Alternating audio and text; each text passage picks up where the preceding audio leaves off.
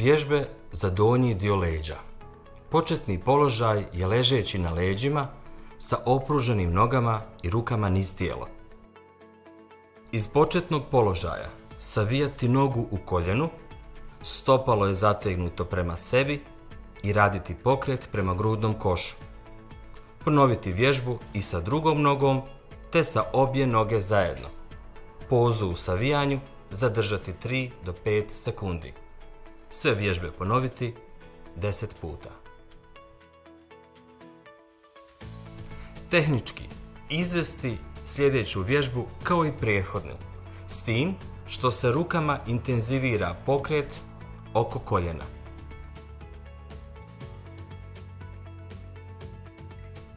Vježbu zadržati 3 do 5 sekundi te je ponoviti 10 puta.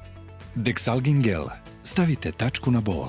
Pri upotrebi pažljivo pročitati uputstvo o lijeku. Za obavijesti o indikacijama, mjerama opreza i neželjenim dejstvima lijeka posavjetujte se sa ljekarom ili farmaceutom.